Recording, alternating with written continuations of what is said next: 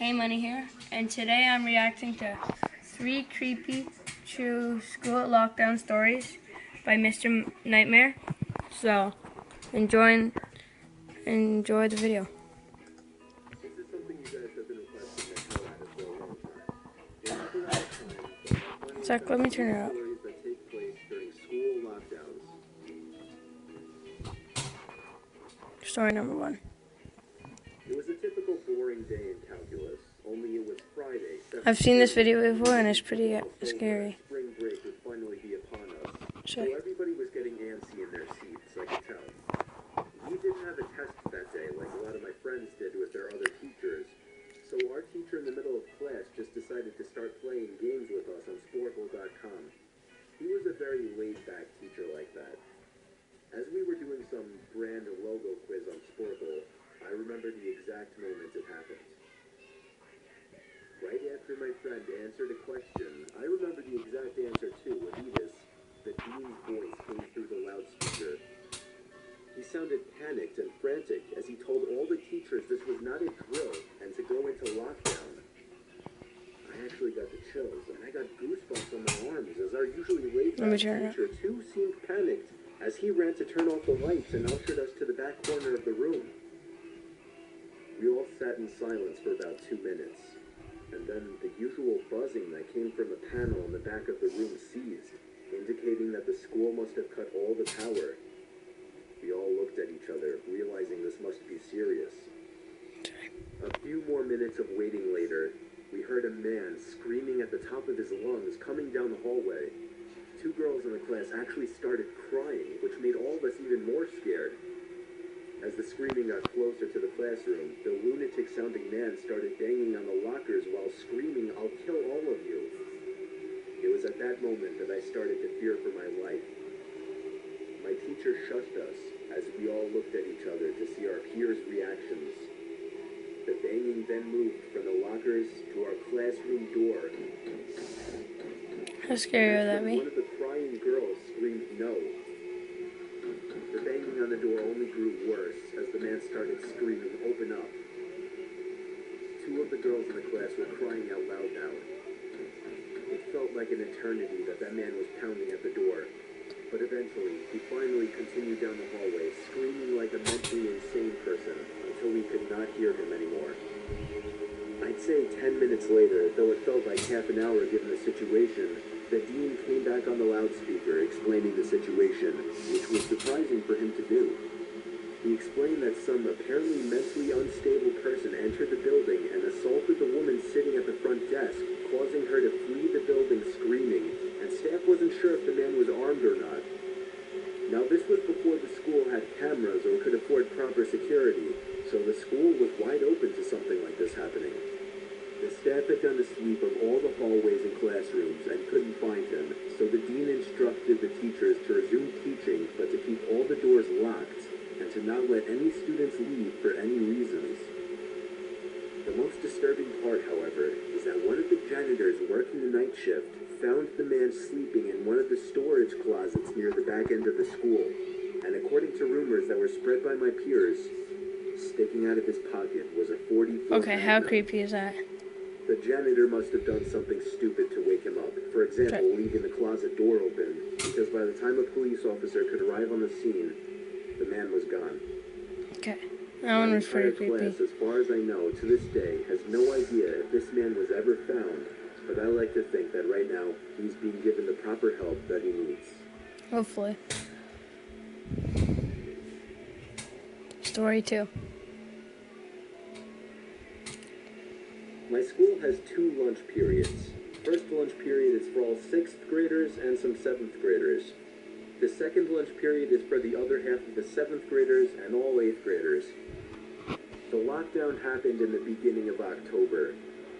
The day the lockdown occurred, it was overcast and rainy. During the first lunch period, I heard 4 loud booms.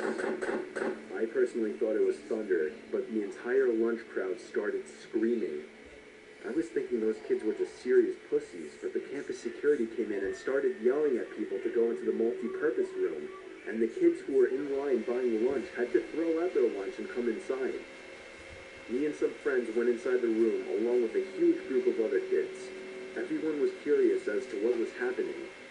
Our That's multi-purpose creepy. room is huge, and the back wall of the room is made of see-through glass.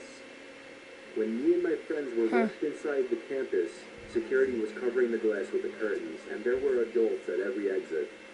My friend Eric was curious, as well as the rest of us, so he asked one of the adults what was going on. When he came back, he said, "You know how right in front of TMS there's those houses?" I replied, "Yes." "There's this mentally disabled, crazy man that barricaded himself in front of his house, and he's threatening to commit suicide and kill the cops if he's evicted. He was walking around outside of school watching kids in a weird way," Eric told us. It turned out the man was also a registered sex offender, making matters worse. We were stuck in the multi-purpose room for a whole hour, taking up 2 periods. After the whole thing was settled, we were escorted to our classrooms one by one. I later found out that the man lived next to my friend Brandy, who told me about the previous Halloween when she saw the same man at his window cutting his arm and writing in his own blood, "Don't come here or I'll kill you," on his window. Of course, being Halloween, people, including Brandy, assumed it was just for the holiday. But after this horrific incident, we knew this man was mental, and we're glad he never got near us. Okay. Story number 3. The last one, the scariest one. I'm In my 22 opinion. years old, fresh out of college, and I recently got a job at my old high school as a sort of computer intern in the school basement. The basement of the school is very messy and disorganized, but there is a small 3-person office that's actually very nice down there. It has 3 nice big desks, 2 mini fridges, a flat screen TV mounted on the wall, and oh so satisfying air conditioning, a luxury the students and teachers cannot enjoy in the school. And of course all of the school servers and other computery stuff. Okay. I got the job because 3 of my old computer teachers flat out adored me. I could actually consider them as real friends, not just teacher figures, so they all helped tremendously in landing me this job. It's been great, until something that happened a few weeks ago. My 2 co-workers that shared the office with me, Dave and Gary, weren't in the office at the time. They were upstairs working on papers or whatever. I was eating my sandwich during my lunch break when I got a phone call from one of the women in the front office, telling me the school was on lockdown and that somebody, possibly armed, had entered the school. There wasn't much that I could do other than turn off the lights because, surprisingly, as nice as this little office was, it didn't have an actual door to it, just a big opening, and the door to the whole basement didn't even have a working lock. For my own safety, I did turn off all the lights in the office and my computer screen. I kept my phone on the desk, texting both Gary and Dave, but they wouldn't respond. I sat down there in the dark, playing games Trust on me, my phone for like this 20 one's scary. minutes, waiting for the call from up front to tell me to resume working.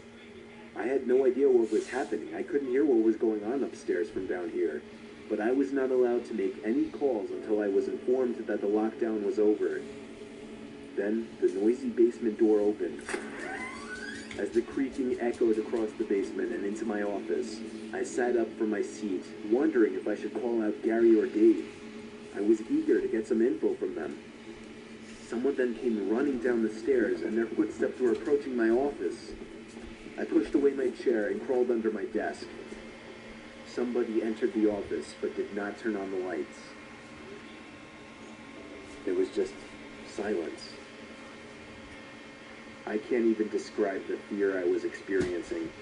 I felt like if I made one sudden noise, I'd be a dead man.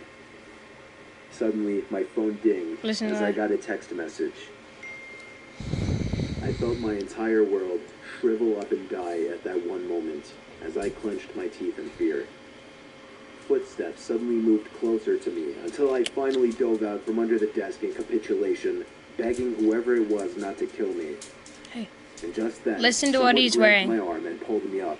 listen to what he's wearing. It was some guy in a red plaid button-up, jeans, and a reddish-black cap. He told me, "It's okay, I'm just down here hiding with you." "What's going on up there?" I whispered to him. He kind of ignored my question and asked me if there's an exit down here. I told him, yeah, around that way. Before he could do anything else, I asked him, "Who are you?" There was a brief moment of silence before he started explaining he was coming in to pick up his son when the teacher told him to hide.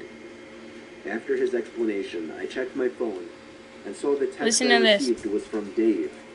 It said, "Dude, this is fucking crazy. Some guy with a gun shot Mr. Buckley. He's wearing a red shirt and hat. Whatever you do, don't come upstairs." I Red was about shirt. to reread that text out loud to the man until I realized. I looked up and felt my stomach sink. The man seemed to catch on to my suspicious stare. Panicking, all I could think to do was to run for the Okay. upstairs. A gunshot